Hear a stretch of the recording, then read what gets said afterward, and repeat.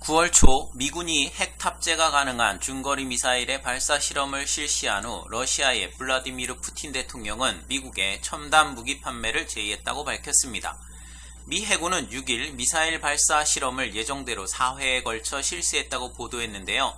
캘리포니아 샌디에이고 앞바다에서 오하이오급 잠수함 네브래스카에서 잠수함 발사 탄도미사일 트라이던트2를 4일과 6일에 각각 2회씩 발사했다고 했습니다.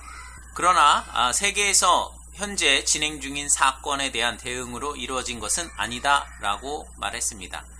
그 전날인 5일 푸틴은 동방경제포럼 전체 회의에서 지난 6월에 일본 오사카에서 열린 G20 정상회의에서 도널드 트럼프 미 대통령에게 당신이 원한다면 우리는 무기 몇 개를 판매할 수 있다. 이렇게 하면 모든 것의 균형을 맞출 수 있다고 제안했다고 말했습니다. 이 말뜻은 미국이 아직 보유하지 못한 극초음속 무기를 러시아가 가지고 있으니 러시아 무기를 사야 미국이 러시아와 대등해질 수 있다는 의미인데요. 트럼프 대통령 입장에서는 속이 많이 상했을 듯합니다. 푸틴 대통령은 미국 고위 관리들이 곧 러시아제 극초음속 미사일과 유사한 무기를 제조할 것이라며 거절했다고 하는데 푸틴 대통령은 그들 입장에서는 돈 낭비일 것이라고 덧붙였다고 합니다. 러시아 국영 이타르타스 통신은 트럼프 정부 고위 관계자의 말을 인용해 미국이 러시아로부터 첨단 미사일 기술을 구입하는 이유는 거의 없다. 미사일 기술의 안전한 개발, 실험, 이용의 경쟁에서 미국은 러시아를 크게 앞서고 있다고 보도했습니다. 트럼프 대통령은 지난해 2월 트라이던트 미사일용으로 저강도 핵탄두 W-76의 개발 계획을 포함한 새로운 핵태세 검토 보고서를 발표해 핵전쟁의 가능성이 높아지는 거 아니냐는 우려를 낳았습니다. 저강도 핵탄두는 5에서 7킬로톤의 위력을 가진 것으로 히로시마와 나가사키에 떨어진 원자폭탄 위력의 3분의 1 수준입니다. 푸틴 정권은 트럼프 정권에 대해 반복적으로 문제를 제기해왔는데 트럼프 정권은 러시아야말로 이전부터 저강도 핵무기를 연구해왔다고 비판하고 있습니다. 두 정상 모두 어떤 식으로든 자국의 핵무기 우위를 확립하려는 의지가 굳은 상황인데요. 미국이 핵태세 검토 보고서 발표 1개월 후 푸틴은 기존의 어떤 방어 시스템도 무력화할 수 있는 신형 첨단 무기를 개발하고 있다고 밝혔습니다. 푸틴 대통령이 작년 국정연설에서 신형 첨단 무기들을 소개했는데요. 핵 추진 순항 미사일은 소형 원자로를 탑재하여 사거리가 무제한이고 예측하기 어려운 비행 경로로 사실상 요격이 불가능하다고 주장했습니다. 9월 8일 러시아 북부 아르한겔스크주 세베로드빈스크 인근의 뇨뇽사 군 훈련장에서 발생한 의문의 폭발 사고가 러시아의 신형 핵 추진 순항 미사일인 SSC-X9 스카이폴 시험 도중 발생한 것이라고 미 정보당국이 보도했습니다.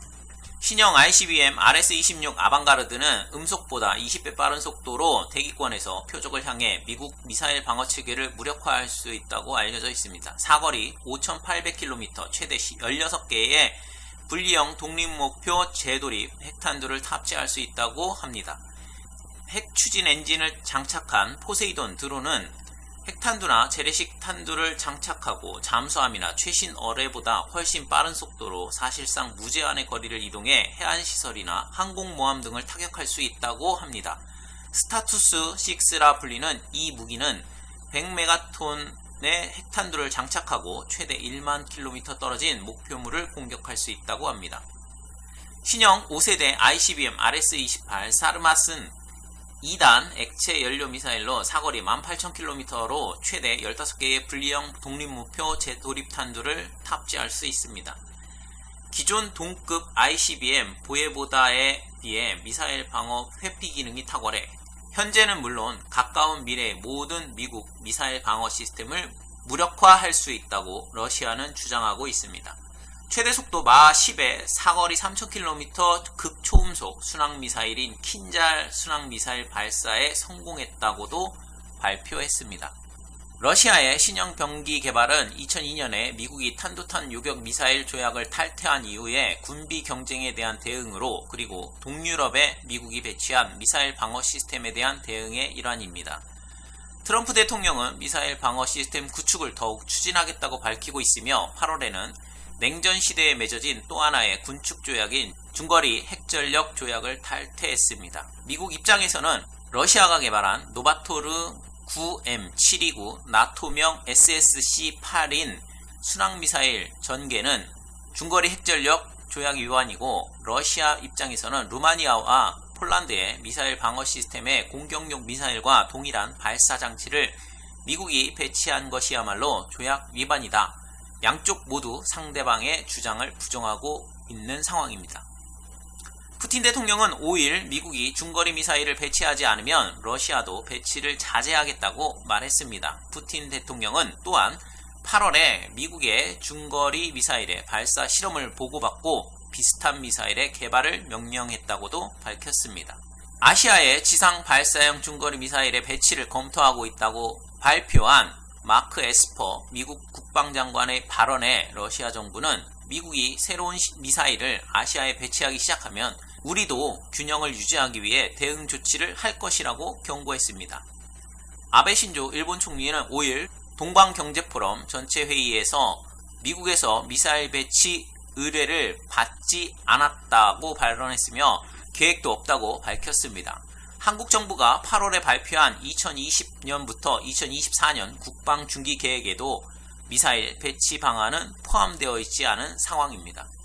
중국의 미사일 전력 증강으로 인해 발생한 아시아 지역의 불안정은 갈수록 커지고 있습니다.